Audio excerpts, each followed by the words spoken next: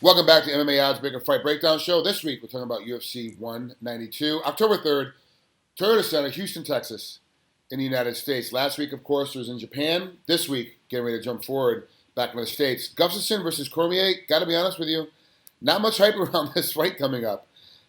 It's been a little quiet. Of course, we're talking about with the co-main event. We've got Bader and Evans. So we've got two of the best as the main event, two of the best co-main event. No hype. Is becoming now, have we finally seen, there is so much UFC going on that MMA as a whole is starting to stop being talked about unless there's some sensational story coming out.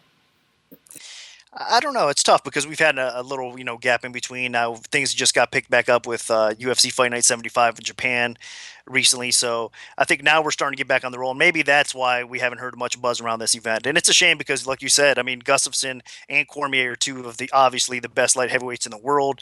They're people that most of the MMA fans out there want to see fight as often as possible because they are that good at what they do. So I am a little bit surprised that there hasn't been a little bit more exposure, more pub, more a little bit of everything. But I do think it's because we did have that little gap of kind of a break there for a few weeks that things kind of slow down. So it's going to maybe take a little bit of time to get momentum, get the ball rolling again.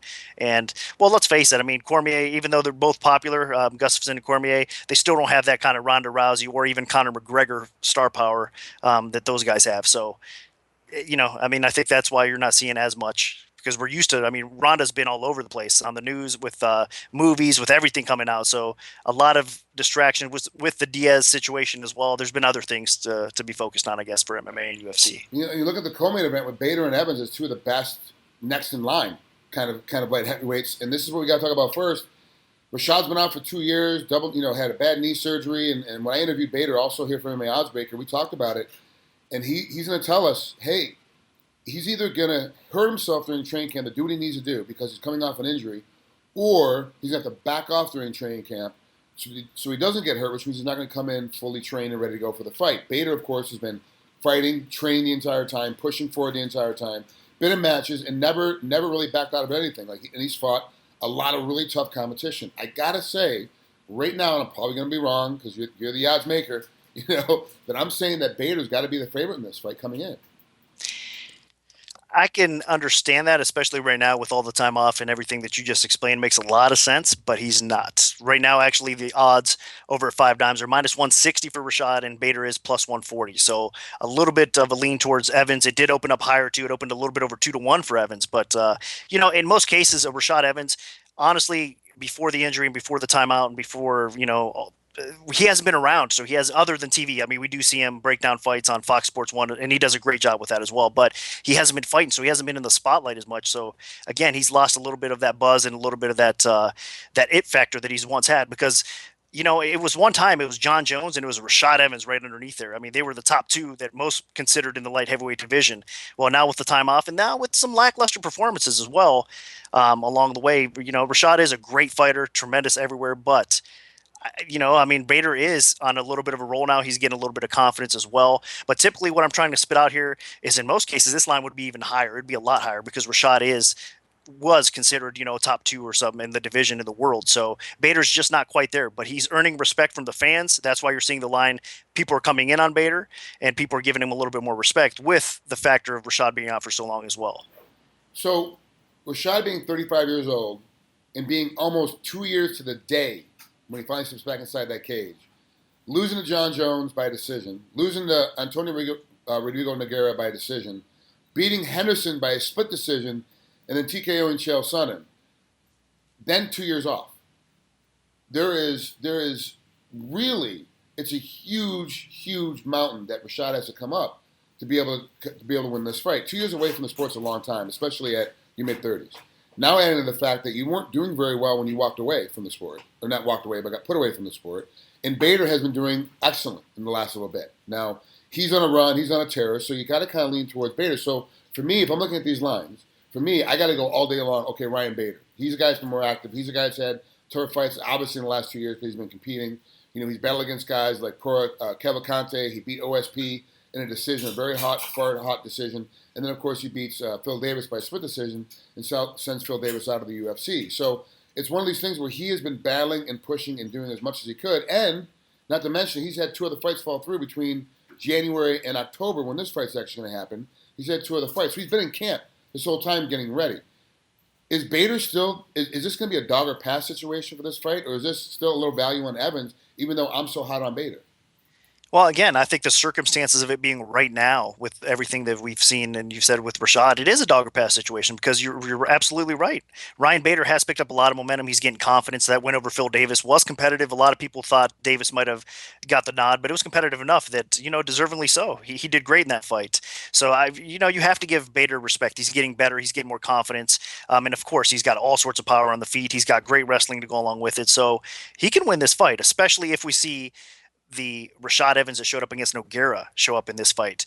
He wasn't able to use his wrestling well in that fight. Nogueira was able to do well. Now, no disrespect Nogueira because the guy's a great fighter, but still at that point, a lot of people were expecting better from Rashad. So if we get that Rashad showing up in this fight, Bader's going to win.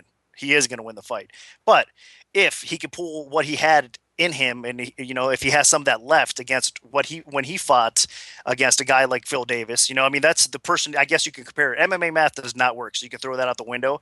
But to be honest with you, Rashad Evans looked amazing against Phil Davis. He was able to utilize his wrestling. He was able to pick him apart. Every area and aspect of the game, Rashad Evans dominated, and it was really impressive. Now, obviously, Ryan Bader had a tougher time in that matchup as well. So a healthy Rashad at the top of his game, I think, will come in here and make Ryan Bader look not even on his level. But that's not where we're getting here, probably, like you just said. You mentioned that he's not going to be the same. He's getting older. He's kind of had some performances not so great. So I do think Ryan Bader's probably going to give him all he can handle, and it is a dog or pass situation. So we move on to the main event. Cormier, Gustafsson, 2 of the best of the weight class. Everybody wants to see these guys fight all the time. And really, it's a tough one to pick, especially with the height and reach advantage for Gustafsson. Cormier, though, just finds a way to win a lot of times. He just finds a way to kind of duck in there and pull off, and it's really difficult to deal with, especially trying to find a guy, when you're fighting at the light heavyweight division, a guy that's 5'11", and that as athletic as Cormier is. So it's going to be tough for Gustafsson to find partners that can kind of mimic his style. And really, I don't see anybody be able to mimic his style. There's going to be a style of wrestling and a style of pressure that's out there right now. So for me, obviously, Cormier's got to be the huge favorite in this one, but Gustafsson's got to have a little bit of value coming back, right? Yeah, he is a big favorite right now. It's actually Daniel Cormier minus 365. Gustafsson is plus 305. So you're not going to see Gustafsson be that big of a dog. Obviously, John Jones situation, whatever. But outside of that, yeah, you're not going to see it. So respect to Cormier, and he deserves it because, he did have a pretty competitive fight with John Jones as well. Cormier did. Of course, Gustafsson gave Jones the toughest test to date as well. So you got 2 of the people that basically gave the man the toughest fights of his career. Obviously John Jones isn't in the picture anymore or whatnot, but that's a whole nother situation. But yeah, this is going to be probably a competitive fight. But the problem is, they match up a little bit different. Again, MMA math doesn't really work too well in this situation either. Because Cormier's wrestling is outstanding. We all know that. And I think he is going to be able to have success in the wrestling department against Gustafsson. So all that reach and all the advantages that Gustafsson might have on the feet are probably not going to get utilized because Cormier is a very intelligent fighter. He's going to be able to get, I think, Gustafsson to the floor. And once he does, Gustafsson's going to have some problems. He is getting better, but if any aspect of his game is still a little bit weak, it's definitely the ground where Cormier is going to excel. I got to be honest with you that I'm really going to stick with Daniel Cormier. So for me, this is a pass situation in this fight. That there's no value for me really to jump on Cormier, and I just don't see Gustafsson really pulling out the victory. But it's going to be an entertaining fight. I'm going to watch from top to bottom. What's your pick on this fight? Yeah, I think Cormier is going to win the fight, but as you just said, are you really going to lay 3.5 to 1 or more against a talented guy like Gustafsson? If he's able to sprawl and brawl a little bit, he's going to be able to do some damage on the feet for sure. He's got a good clinch game.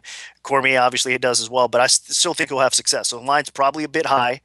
But it is tough because Cormier, I think, is it's a problem for Gustafsson as well. So it is probably a dog or pass situation in this one, but not as clear to me. Honestly, even though the line's a little bit lower on Bader, I would probably go in and bet Bader before I would bet Gustafsson in this spot. But it is tempting as well. But I do think Cormier is going to get the win. So that's kind of the hesitation there. And for me, with the Bader-Rashad fight, it's more of right now, on this day, it's more of a coin flip. So that's why.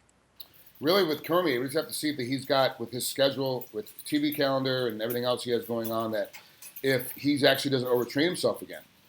Which is what we saw the first time he fought John Jones. He left everything in the training room and had nothing to put on the mat. Now the question is, going to be able to do it again because, really, he's getting a really, really busy schedule for being the champ. and then having to do a multitude of times on Fox TV, plus having to do some other things.